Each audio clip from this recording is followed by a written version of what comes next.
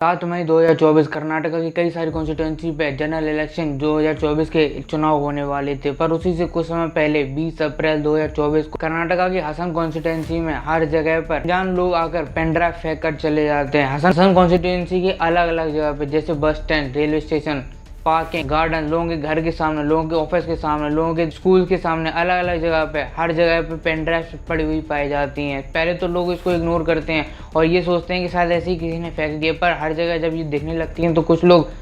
शंकाजनक हो जाते हैं और उनको उठा के चेक करते हैं कि आखिर इसमें है क्या, और जब बाद में ले जाकर उसको अपने सिस्टम में डाल के देखते हैं और जब चेक करते हैं कि उसमें क्या है तो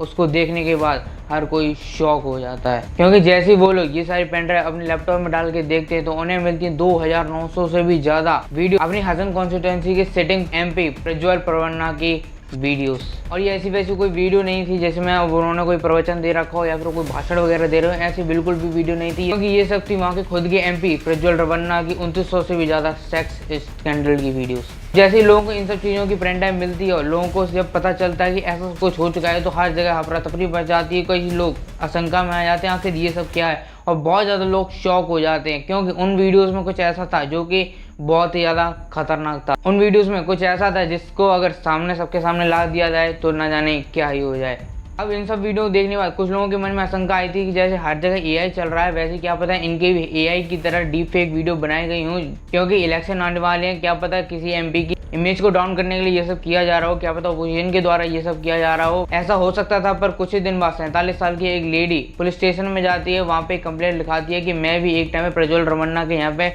काम के लिए जा चुकी हूँ, और जिस दिन मैं वहाँ पे काम करने के लिए गई थी तो वहाँ की लेडीज़ ने, जितनी भी स्टाफ थी वहाँ की, उन लोगों ने कहा था कि कैसे भी करके प्रज्वल परवन्ना से दूर रहना, क्योंकि प्रज्वल परवन्ना आ गया तो बहुत तुम्हें परेशान कर देगा। और इतना ही नहीं, ऐसा ही हुआ बाद में जाके जैसे प्रज्वल परवन्ना आता है उनके हिसाब से, जैसे प्रज्वल परवन्ना आता है तो उन्हें परेशान करने की कोशिश करता है, और जब इन सब चीज़ों से बचने के लिए वो उनके पिताजी से हेल्प मांगती हैं तो हेल्प तो नहीं, वो खुद उनसे ज़बरदस्ती करने लगते हैं। इतना नहीं, कुछ दिनों बाद जब वो उनकी बेटी को वहाँ पे लेके जाती है तो उनके ऊपर भी गंदी नज़र रखी जाती है। पर आखिर क्या ये सब चीज़ें एक पॉलिटिकल मोटिव के लिए की जा रही है? क्या अपोजिशन ये सब कर रहा है? क्या इन सब चीज़ों में प्रज्वल परवन्ना खुद गिल्टी हैं? और आखिर अगर नहीं है तो इन सब चीज़ों के होने के बाद आखिर वो जर्मनी क्यों भाग गए? अब चलो ये तो कुछ भी नहीं, इन सब चीज़ों के होते हुए भी आखिर बीजेपी ने इनको गठबंधन में क्यों जोड़ा, आगे जानते हैं। आपको बहुत अच्छे से मालूम होगा कि कर्नाटका में कुल 28 कॉन्स्टिट्यूंसी की सीट है। जैसे कि आपको मालूम है कि जनरल इलेक्शन आने वाले, तो इन जनरल इलेक्शन में कांग्रेस ने अपने 28 एमपी इन सीटों पे उतारे हैं। अब वहीं पे बीजेपी ने खुद के 25 कैंडिडेट उतारे हैं, और वहीं पे एक वहाँ की लोकल पार्टी के साथ गठबंधन में अपनी सरकार बनाई है, जहाँ पे उन्होंने 3 सीटें उनको दी हैं। अब ये पार्टी का नाम है GDS यानी जनता दल सेकुलर। अब सब में से भी हसन कॉन्स्टिट्यूंसी है वहीं की हैं ये प्रज्वल परवन्ना। असल में प्रज्वल परवन्ना की ये कॉन्स्टिट्यूंसी है वो एक खानदानी कॉन्स्टिट्यूंसी है, जैसे कि रायबरेली, अमेठी एक टाइम पे कांग्रेस के लिए बहुत ज़्यादा एक खानदानी सीट हुआ करती थी, वैसे ही इस टाइम पे हसन कॉन्स्टिट्यूंसी कर्नाटका में JDS के लिए है, खासकर प्रज्वल परवन्ना के परिवार के लिए है। जैसा कि आपको मालूम होगा कि इस टाइम पे JDS यानी जनता दल सेकुलर बीजेपी के साथ कोएलिशन में इन आने वाले जनरल इलेक्शन के लिए, पर हमेशा से ये बीजेपी के साथ नहीं रहे हैं। 2019 के जनरल इलेक्शन के टाइम पे ये कांग्रेस के साथ हुआ करते थे, और जब अभी इलेक्शन आने वाले थे तभी कहीं जाके इन्होंने कांग्रेस के साथ अपना गठबंधन तोड़ दिया और बीजेपी के साथ जुड़ गए। ये सब तो चलता रहेगा, पर आखिर इनके सेक्स स्कैंडल के पीछे आखिर असलियत क्या है ये जानने देते हैं। ऐसे से मालूम होगा कि हमारे देश में पॉलिटिशियन हो और उसका ब्लैक मनी से नाता ना हो, ऐसा हो ही नहीं सकता। हमारे देश में कितना भी बड़ा पॉलिटिशियन कितना भी अपने आप को भ्रष्टाचार से मुक्त बताता रहे, कितना ज़्यादा अपने आप को शरीफ बताता रहे, ब्लैक मनी से और काले धन से और ऐसी फंडिंग वाली चीज़ों से कभी वो दूर नहीं रह सकता। और अगर कोई खानदानी पॉलिटिशियन हो तो उसका तो बिल्कुल भी ऐसा हो ही नहीं सकता कि वो एक शरीफ हो। अब ऐसा भी इनके साथ हुआ, ये भी कह सकते हैं कि इसी की वजह से इनका बेड़ा गर्क हो गया। इनके पास काफ़ी ज़्यादा ज़मीन और काफ़ी ज़्यादा कब्जाई हुई ज़मीन थी। अब आपको बहुत अच्छे से मालूम होगा कि बड़े बड़े बिजनेसमैन या फिर खास करके इनके पॉलिटिशियन और बाहुबलीज अपनी जितनी भी कब्जाई हुई और या फिर 2 नंबर की जितनी भी ज़मीन होते हैं अपने पास नहीं रखते। ये सारी ज़मीन अपने चाहने वाले, अपने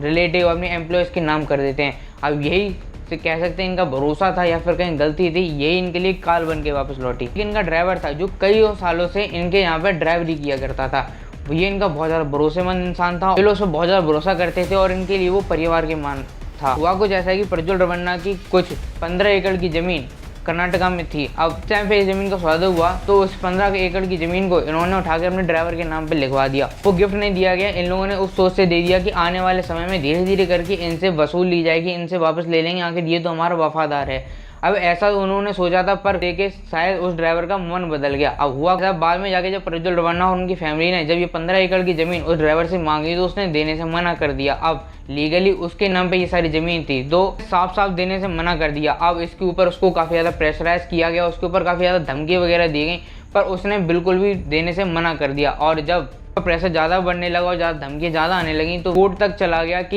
ये ज़मीनें मेरी हैं, ये सारी चीज़ें लीगली मेरी हैं, और फिर भी मुझ पर प्रेशर डाल रहे हैं, धमकियां दे रहे हैं, मुझे जान से मारने की धमकियां दे रहे हैं क्योंकि मैं भी नहीं दे रहा। अब इन सारी चीज़ों की वजह से इन दोनों के बीच में काफ़ी ज़्यादा प्रॉब्लम क्रिएट हो जाती है। और कहीं ना कहीं ये चाहता था कि कैसे भी करके मेरे पास एक बड़ा मुद्दा हो जिसकी वजह से मैं इनको ब्लैकमेल कर सकूं और ये मेरा पीछा छोड़ दें, जिसकी वजह से मुझे धमकियां तो मिलना बंद हो जाएं। ये काफ़ी ज़्यादा सोचता रहा था, पर अब आपको बहुत अच्छे से मालूम होगा कि एक ड्राइवर वगैरह सिर्फ एक ड्राइवर ही नहीं होता कुछ लोगों के लिए, खासकर वो भरोसेमंद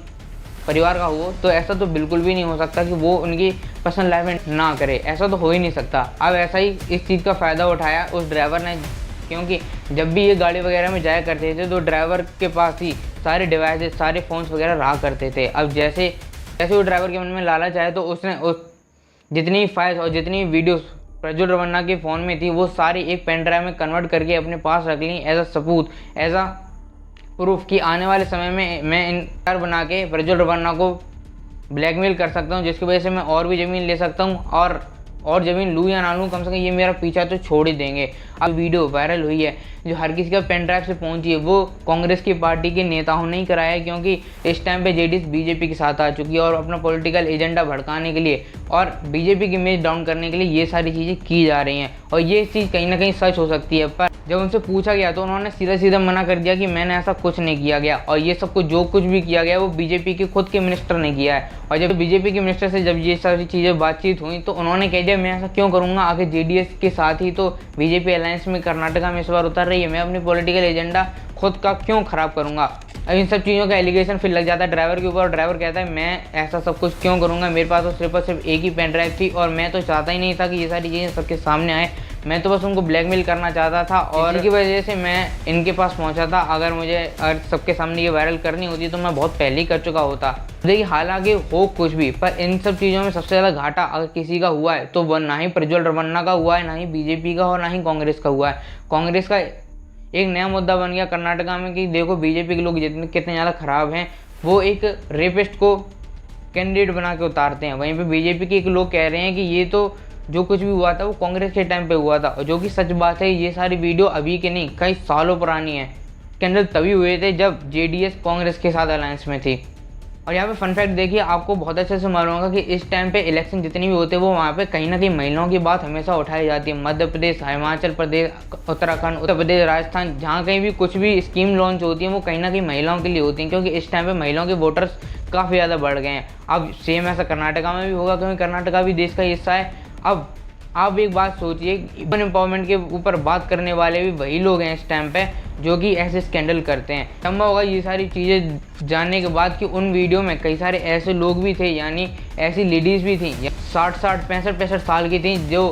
प्रज्वल रेवन्ना से माफ़ी की भीख मांग रही थी, अपने आप को अपनी इज्जत की भीख मांग रही थी। पर प्रज्वल रेवन्ना एक साइकोपैथ की तरह उसके ऊपर हंसा जा रहा था और उससे मार पीट रहा था, उसके साथ जबरदस्ती कर रहा था, उसको छोड़ भी नहीं रहा था। वही लोग हैं जो इलेक्शन की कैंपेन करने के टाइम पे वुमेन एम्पावरमेंट की बात करेंगे, वुमेन सेफ्टी की बात करेंगे। और ये अकेला ऐसा नहीं है कि बीजेपी में है, ऐसे हर जगह पे हैं। हर पार्टी को मालूम होता है कि कैसा किसका ट्रैक रिकॉर्ड है और कैसा किसका क्रिमिनल रिकॉर्ड है, और फिर भी इन सब लोगों को टिकट दे दिया जाता है। ये अकेला नहीं है कि बीजेपी के साथ है इसीलिए ख़राब है, हर पार्टी में ऐसे लोग मिल जाएंगे आपको, कांग्रेस हो या फिर वो टीएमसी हो या फिर वो अरविंद केजरीवाल जैसी कोई पार्टी क्यों ना हो, कितनी शरीफ पार्टी क्यों ना हो, कहने के लिए वो कहीं ना कोई ख़राब इंसान वहाँ पे मिल ही जाता है। इन सब चीज़ों में पॉलिटिशियन का बिल्कुल भी घाटा नहीं है, क्योंकि पॉलिटिशियन अपना मुद्दा बड़ा कर लेगी। और ये प्रज्वल रेवन्ना है, इनके पास पैसे की तो वैसे भी कमी नहीं है, अभी हम भाग चुके हैं, क्या पता वहीं पे सेटल हो जाएं, और अगर वापस बाई चांस आ गए तो ये एमपी बन जाएंगे। और इतनी तो इनके पावर है कि ये इन सब चीज़ों को कभी ये सिद्ध होने नहीं देंगे, और बाई चांस अगर सिद्ध कभी हो गए तो इनके पास बहुत सारे पैतरे हैं इन सब चीज़ों से बचने के, कि ये कह देंगे कि भाई ये साइकोपैथ था, इसके मानसिक स्थिति खराब थी, ये था वो था, इसकी करके ये सारी चीज़ें करके ये तो बच जाएंगे। पर आप सोचिए उन 3000 वीडियोस में अलग अलग ना जाने कितने लोगों की, खास करके उनमें जितनी भी लड़कियां थी उनकी ना जाने कि सोचिए उनकी ज़िंदगी कितनी बुरी तरह ख़राब होगी, क्योंकि इस टाइम पे कर्नाटका और देश के हर इंसान के पास वो वीडियो पहुंच चुकी हैं। पेपर्स में हर जगह पे उनकी वीडियोस और उनकी इमेजेस पहुंच चुकी हैं और हर किसी के सामने उनकी बेइज्जती हो चुकी है और उनकी ज़िंदगी बर्बाद हो चुकी है। इनका कुछ नहीं बिगड़ने वाला। वहाँ पे ना जाने कितनी ज़्यादा लेडीज़ थी जो ग्राम पंचायत इनके पॉलिटिक्स कार्यकर्ता थी, कई सारी एम्प्लॉयज़ थी और कई सारी पुलिस ऑफिसर थी, कई सारी गवर्नमेंट जॉब के ऑफिशियल थे। उन सब लेडीज़ की कहीं ना कहीं ज़िंदगी बर्बाद होगी, पर इनका कुछ ख़राब नहीं हुआ। बहरहाल जैसा कि मैंने आपको बताया कि फ़िलहाल तो ये जर्मनी भाग चुके हैं और क्या पता अगर ये एमपी अगर घोषित कर दिए जाएँ तो क्या पता ये वही इंसान होंगे जो पार्लियामेंट में बैठ के वुमेन एम्पावरमेंट और वुमेन सेफ्टी की बात करेंगे।